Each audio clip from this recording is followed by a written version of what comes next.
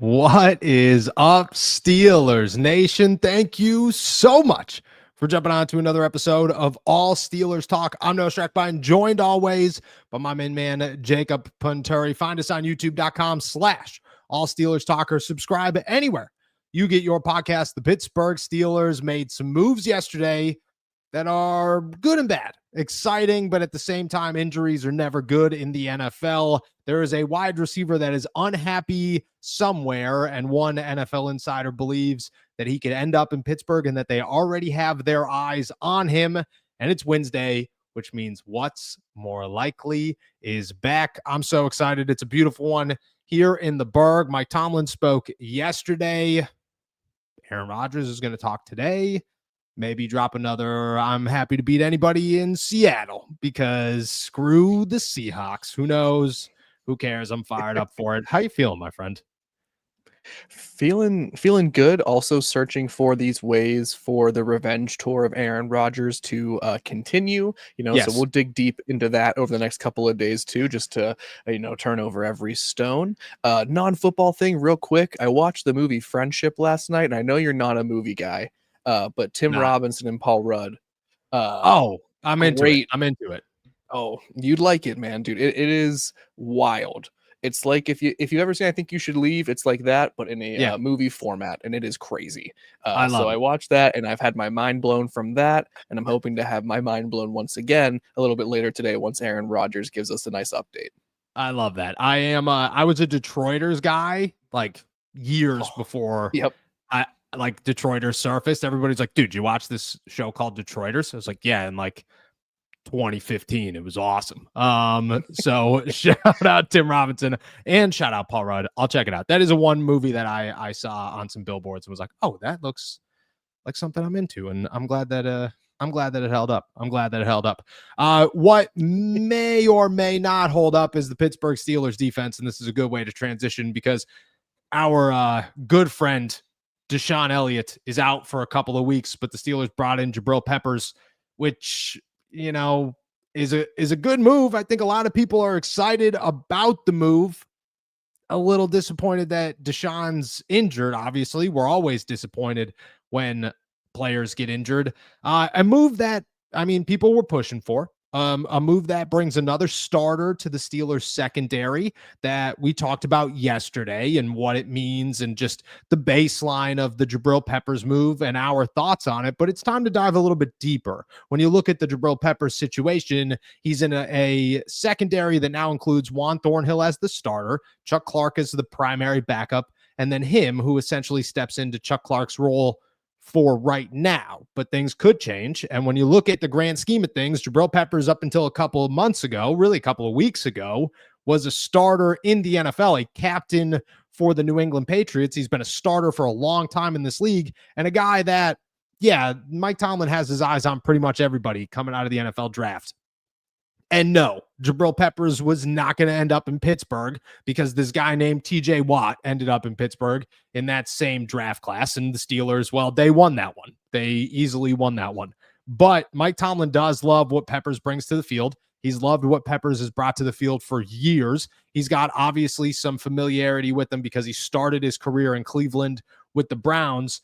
Can he work his way up? I'll start with the baseline of things. When we head into this week, I do not expect Peppers to even be active. I look at maybe next week as a starting point, not like an obvious starting point. He's going to play the Patriots, keep the revenge tour upon revenge tour going. Aaron Rodgers, DK Metcalf, Jabril Peppers. It doesn't get any better than that for anybody in the NFL, let alone a team that is looking to really take this league by storm in 2025.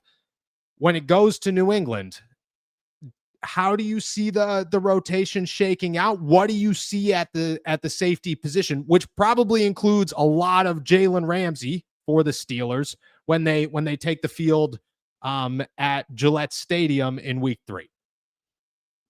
Yeah, absolutely. I think I look at this as there's an immediate sort of hole that Jabril Peppers obviously fills. And I think, after after week 2 gets behind us in the rearview mirror, we'll talk more about Jabril Peppers being probably a 1/3 split, as Yeah. Deshaun Elliott is probably still going to remain out. So I do expect him to get into the rotation very quickly, and I think they'll just have to sort of figure it out. I love the way that Tomlin referred to him as more of, the football player first, the positional assignment sort of second. He Yeah. has historically played more free safety than strong safety.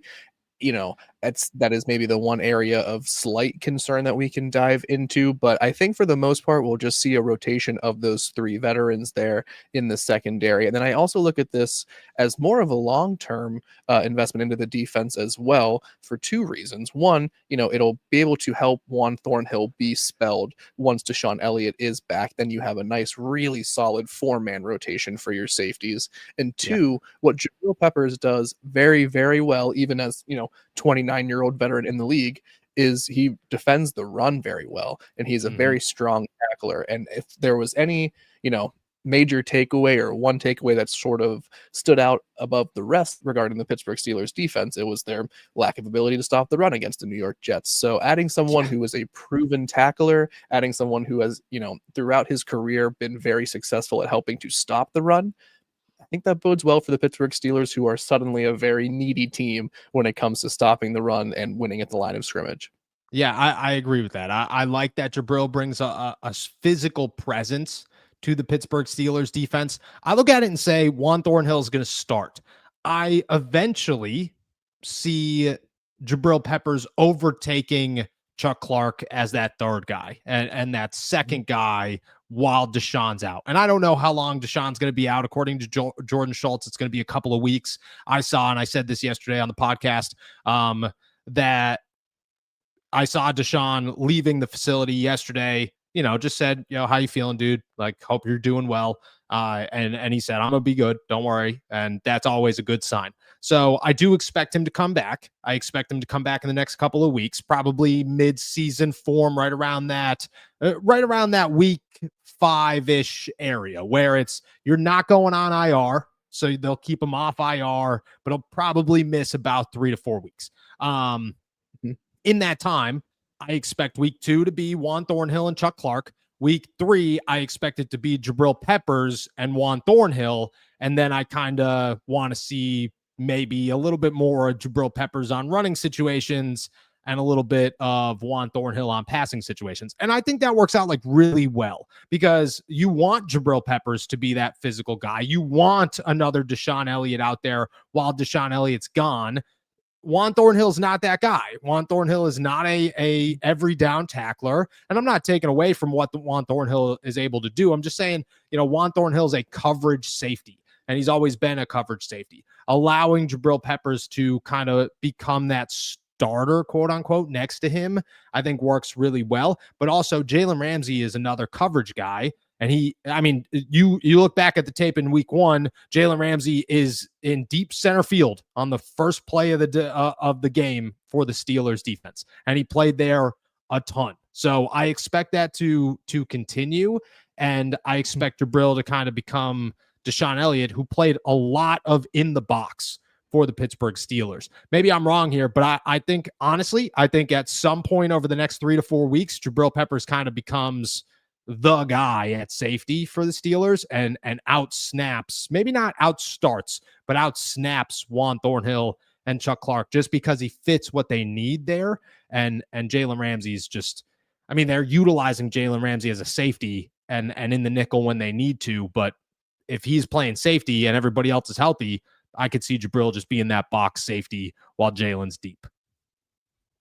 Yeah, I think he certainly is going to have as many opportunities once he has been sort of ingratiated into the defensive system and sort of, gains a little bit of trust from Mike Tomlin. I think he's going to be given multiple and every opportunity to make an impact and to be that guy who can be the go-to safety on running down situations, who can take some of that pressure off Deshaun Elliott once he is back in the lineup. So that, when we are going to stack the box, maybe we're going to take a little bit of wear and tear off of Deshaun Elliott because we have Yes. someone like Jabril Peppers in our rotation. I think that Yes. is going to be very much to the Steelers' benefit. And I think that they can, the other key factor here is the health of Joey Porter Jr., which I don't expect to be, anything long term or anything really even to worry about. But that would sort of impact in my mind Jalen Ramsey's versatility, and couple that with Deshaun Elliott coming back in a couple of weeks here, it might put a little bit more pressure on Jabril Peppers to play in multiple different spots to fill into the Steelers system rather than doing exactly what he does best, which would be just kind of stacking the box, helping to stop the run and things like that. All right, let's talk wide receiver here. Let's transition from defense to offense. The Steelers are always on the verge of something, I feel like, this offseason. And they've done a lot, but they've calmed down quite a bit in the last couple of weeks. That being said, Gabe Davis comes in for 2 free agency visits. You have guys like Terry McLaurin, who they called about, Chris Olave, who they called about. Aaron Rodgers was recruiting anybody who's played 1 snap of football in Green Bay. Hey, you want to come over to Pittsburgh? Come on over to Pittsburgh. None of them listened, not a single one. There's a new name. Everybody watched the Steelers game on Sunday, and they saw Calvin Austin and Ben Skoranek and DK Metcalf, and all the tight ends look great. I'm not taking anything away from what they were able to do. They all looked fantastic. However, if you watched the Miami Dolphins game, things were not good. They were the complete opposite of good. They were atrocious. Tyreek Hill's freaking out on the sidelines. He's pissed already. He was pissed coming into the season. Well, NFL insider Mike Florio, and I know, but NFL insider Mike Florio made it known that chances are Tyreek's going to be moved relatively quickly. And when that happens, the name to watch, the team to watch as the landing spot right now are the Pittsburgh Steelers. He says that the Steelers have their eyes on Tyreek Hill and that he could end up in Pittsburgh. I'll ask you to straightforward, because we've talked Tyreek Hill many times, and I'm kind of getting tired of talking Tyreek Hill, as probably everybody else is, yourself included. I will be real straightforward with this question. Are the Pittsburgh Steelers, in your eyes, even remotely considering a trade for Tyreek Hill, or is this just complete nonsense being spewed about the black and gold? Here is what I know, or here's what I feel confidently. The biggest issue for the Steelers offense was not weapons for Aaron Rodgers to find in week 1. In my opinion, it was the left tackle position. True. That being said, a pattern I've noticed, at least over the past couple of weeks, is the more confident I feel about them going in one direction, the more likely they are to actually go in a different one. So for those reasons, I think it is not craziness. It is not this, far out in the galaxy sort of idea that has no chance of landing. I don't think it's the move that Omar Khan is seeking. I don't think it's the move that Mike Tomlin is probably going to Omar Khan and requesting be made to round out the team. But I do think that they have taken this approach where I don't really know what their evaluation priorities are whenever they're adding to this team to make it better. And while I think they might be better served addressing it in a different area, I could certainly see them adding another, top tier elite pass catcher like a Tyreek Hill or like a, insert any other name to fill that void. And that's the next major move that happens for the Pittsburgh Steelers this year. It's been so crazy. It's been so unpredictable at times. I don't think it's likely. Want to keep putting that in there as well. I don't think this is going to happen. I don't have any confidence it is, but I do think that this is an idea that kind of fits into, the entire environment that the Steelers have created for this 2025 season. So it's not impossible. Dude, I agree with you. It's not impossible. It could happen. The Steelers could look at it and say, Tyreek's a great asset here. He's not going to be super expensive because Miami's going to eat a boatload of dead cap space. Let's go get him. You know what? Screw it. Let's go try to win a Super Bowl. I also think that it is a major blow to Calvin Austin to say you just traded for Tyreek Hill when Calvin Austin goes off the way that he does in week 1. And the offense looks as good as it looks in week 1. Do I think the Steelers offense is like Super Bowl bound? No. But do I think people need to start putting a little bit of respect on Calvin Austin's name to say he maybe is a wide receiver 2? Yes, I think that's what we saw, because it wasn't Calvin Austin's wide open and he's just catching easy passes. Calvin Austin's playing significantly bigger football than his actual size, coming down with catches that are very impressive, running routes that are very impressive. I mean, the man I had it here yesterday and I threw it away, but it was like 46 of the 56 snaps were to Calvin Austin. He did just fine in the role that he played. I don't think adding Tyreek Hill is a negative. And as crazy as this sounds, like and I'm gonna get people calling me nuts for this. It's gonna happen, and I hear it in my voice. Like I know that I'm not saying this. If you trade for Tyreek Hill, he has to become your wide receiver 3. He has to become your third guy behind DK and Calvin, because you can't do that to Calvin. If Calvin falls off in week 2, all right, conversation to be had for sure. But you can't say, Calvin, that was a phenomenal performance. You're only 25 years old. You have a bright future in front of you, and you're a member of our team, but we're going to bump you to the wide receiver 3 spot for a 30-year-old who went downhill pretty significantly, 800 yards downhill significantly from 2023 to 2024, and causes a boatload of problems when the Steelers just got rid of a boatload of problems. Now, that being said, Tyreek Hill could still be phenomenal and Miami could just suck, which is definitely a possibility. And if that's the case, then I'm wrong on this. But I think morally it's a bigger blow to do that to Calvin Austin than to not do that to Calvin Austin. Again, that being said, Mike Tomlin said yesterday when I asked about Cole Holcomb not playing, he said, look, this isn't a peewee football team. I don't really care about snap counts. So maybe he just doesn't care and would rather Tyreek Hill. But again, I think if you make that trade, Calvin's snaps can't go down. I just think Ben Skoranek and Roman Wilson just never see the field, and they're the 30 snaps that Tyreek gets to replace those guys instead of Calvin Austin. Unless you feel that I'm absolutely not saying this, which I feel I am.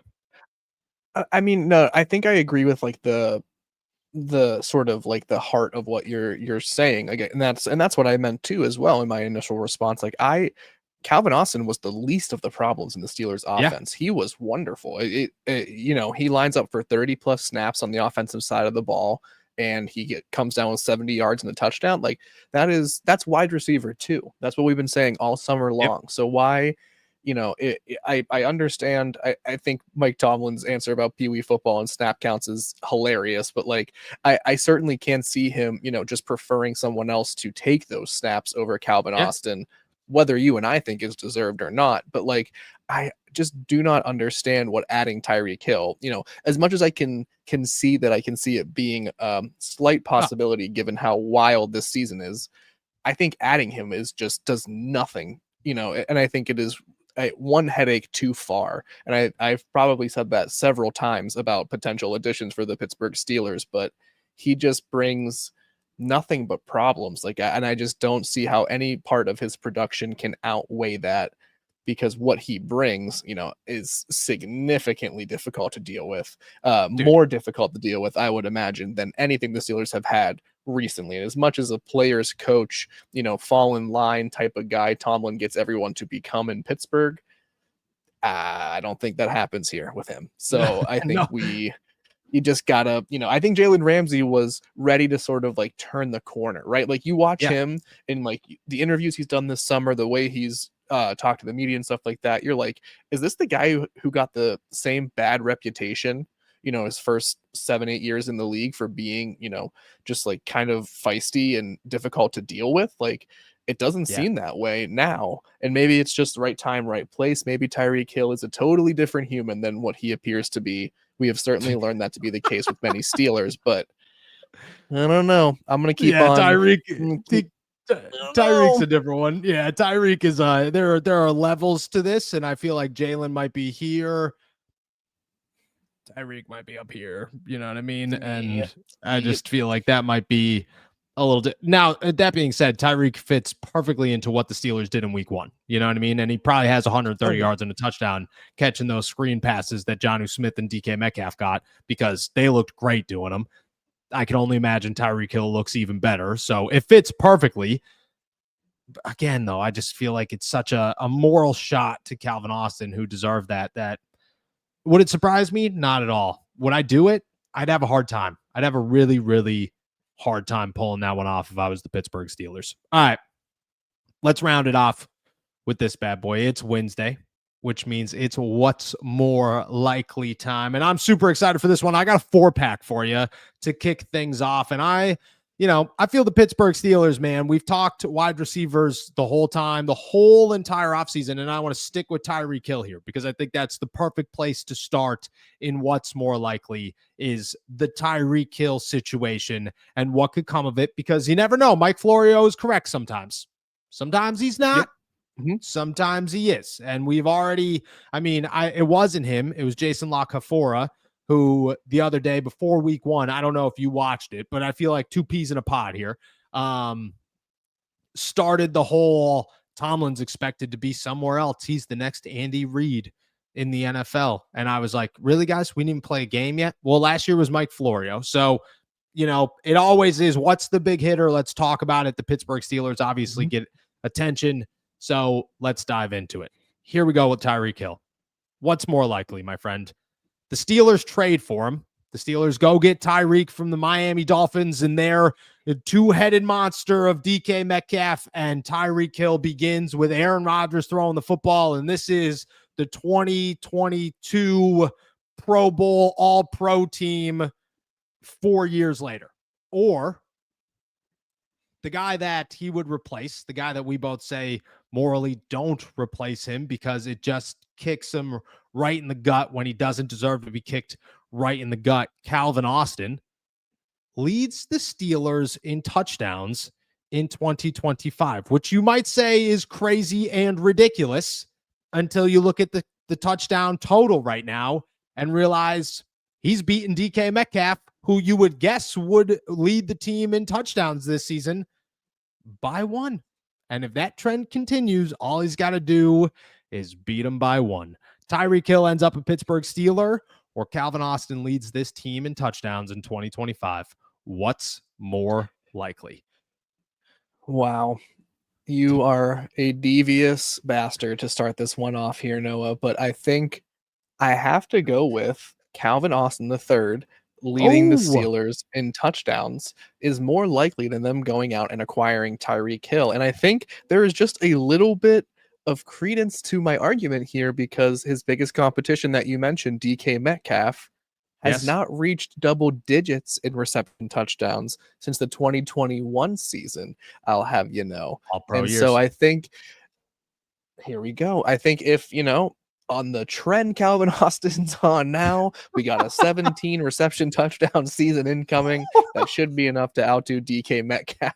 But in all seriousness, I think there is a slight chance that Calvin Austin could record more receiving touchdowns than DK Metcalf this year. And I think there is no chance that they acquire Tyreek Hill. So no chance. All right. I love it. I think he could do it. I would love to see him do it. I would love for Calvin to have 1,000 yards and 10 touchdowns and for everybody to just stop talking about how good Calvin Austin is or how bad Calvin Austin is or whatever. And we could just move forward as if Calvin Austin is wide receiver 2 with a good future. And to be honest with you, so that the Steelers could bite themselves a little bit and realize they should have paid him this offseason instead of next offseason because he's worth less money. I love that one. I'll hit you with number 2 here. Aaron Rodgers. Okay. He was the offense. He was all of the offense. We came into the season, the Pittsburgh Steelers were not going to win through Aaron Rodgers. We could go back to when he signed, to when this whole thing started, and how Aaron Rodgers was being pursued to not be the Superman of the Pittsburgh Steelers, but was just being pursued to be the quarterback of the Pittsburgh Steelers. I was told time and time and time again by sources within that building telling me, look, Aaron is well aware that we do not want him to come in here and be the savior of the Pittsburgh Steelers. We just want him to be a good quarterback because every team who competes for a Super Bowl needs a good quarterback. Aaron said, yeah, I respect that. I'm taking 10 M's that turn into 12, but that's still a very low number for the man who's been paid more money than anybody in NFL history. And then he shows up in week 1 after an offseason of like, it's going to be Jalen, it's going to be TJ, it's going to be Cam, it's going to be Joey Porter Jr. Those are the guys that are going to lead this team to victory. Yeah, it wasn't. It was Aaron Rodgers and his 4 historic touchdowns at MetLife Stadium to kick this thing off. So, what's more likely? Aaron Rodgers wins his 5th MVP of the season, or not of the season, 5th MVP of his NFL career, or the other side of the offense, the side that stunk, the side that they cannot do anything good on, the side that Mike Tomlin made very known we need to fix immediately because the Steelers had 0 rushes of 10 yards or more. Their best rushing play was Caleb Johnson getting shoved out of bounds for 15 yards on a flag. Aaron Rodgers wins his 5th MVP, or the Pittsburgh Steelers have one 800-yard rusher in 2025. What's more likely? Oh my gosh. Okay. Didn't even put it too high. Didn't even say 1,000. I was going to say 1,000, I think would have been a very easy answer based off of week 1. 800 yards, I have to believe someone in that backfield finds their way to some sort of efficiency, to some level of goodness, let's call it. I think Aaron Rodgers is going to have a good year. I'm encouraged by what week 1 brought. Yes. I just cannot see the 41-year-old winning his 5th MVP award this year, regardless of the season he has. It would have to be so spectacularly special, which could happen, sure. But I think it's more likely that Jalen Warren finds his footing and eventually becomes an 800-yard rusher. And we all breathe a sigh of relief that finally the backfield has improved. He said sarcastically, but I do think the rushing 800 yards is probably more likely. 2.8 yards per carry, my friend. 2.8 yards per carry. You know how many times you have to rush the football to get to 800 yards? The Steelers don't have that much time on their hands. They don't have that many rushing attempts. And that's a long way to go. 41 years old. If Aaron does pull off the MVP this season, and it's his 5th at 41 years old, does it bump him into the top 10 quarterbacks of all time? Without has to, right? No questions asked. He's a top 10 quarterback ever. With one Super Bowl, but still with one Super Bowl, that guy's done things like there are conversations to be had about who he outpaces on the course of this one. All right, let's keep it trucking here. Absolutely. Or let's keep it trucking here. Let's go to the defensive side of the ball here. The Pittsburgh Steelers gave up 32 points in a win over the New York Jets in week 1. Everybody's losing their mind about it, but nobody's trying to panic, okay? Everybody's like, yeah, we're pissed off. They look terrible, but this is the defense with TJ Watt and Jalen Ramsey and Cam Hayward and Patrick Queen and Peyton Wilson and Joey Porter Jr. and Darius Slay and Derek Harmon's coming back at some point. It looks good. You just added Jabril Peppers. Things are going to be okay. Maybe. The Pittsburgh Steelers allow 30 points 5 or more times this season, or the Steelers allow less than 11 points 5 or more times this season. What's more likely? Dude, and nothing gets easier this morning. My Lord, I think the Steelers defense has the tools to turn this around. I really do. Okay. Obviously. Obviously. We all know this. I just cannot see them giving up less than 11 points 5 times. I just think even if they have I think they're going to have a lot of great games, and I don't think allowing 14 points is going to be, what changes that performance from being a great game. Giving up just 10 points a game 5 times, especially with how difficult this schedule gets after, week 7 and on, it's going to be a really tall order. I don't think this is likely either, but I think it's more likely that they are going to allow 30 plus points 5 times than allow less than 11 points 5 times. And I think Oh it's my BS gosh. that you tricked me into making that claim. I'm just saying, I didn't think it was. Look at the Cleveland Browns. Where are you going here? Where do you even go with this? The New England Patriots could be one. Mm-hmm. That might be it. That might be all they That's got. what I mean. I'm like, That might be all who's they got. putting But up who's 10? I don't know. The Cleveland Browns twice. The Cincinnati Bengals. They stunk. They didn't look Yeah. good at all against the Cleveland Browns. They do. I don't know who else they'd even have. I don't even know who else they'd have on that schedule that would be like, oh, that's 10 points. Oh, my 30 points, dude. Do you chalk it up as a win? Is the Steelers season a successful defensive season if they still win 10 plus games and give up 5 games of 30 plus points? I mean, no, we're very critical of how underwhelming this defense performed again compared to how much money is invested compared to the expectations coming into the season. If they are that porous of a defense for the entirety of 2025, we're not talking about how, great this team is and how everything went according to plan. We're talking about how this team has overachieved despite what should be their biggest strength being a weakness eventually. So I don't think we would be talking about it as a huge success, but they might be able to balance it out a little bit depending on how much this offense can find consistency. Okay, let's stick on the defensive side of the ball to close this one out. The Pittsburgh Steelers just added Jabril Peppers. Revenge game in week 3. Big one. Real big one. Jabril Peppers is going to be out there. Revenge. That is the beginning of the season for the Pittsburgh Steelers, and they're going to keep it trucking for as long as they possibly can. If they can add a former Minnesota Vikings player before Dublin, they'll probably go and get somebody. Don't know who it's going to be, but they'll find it. Who cares? Let's finish it with this one. What's more likely? Jabril Peppers starts his Pittsburgh Steelers career, because we do not expect him to play in week 2 against Seattle. Starts his Steelers career with not 1, but 2 or more interceptions.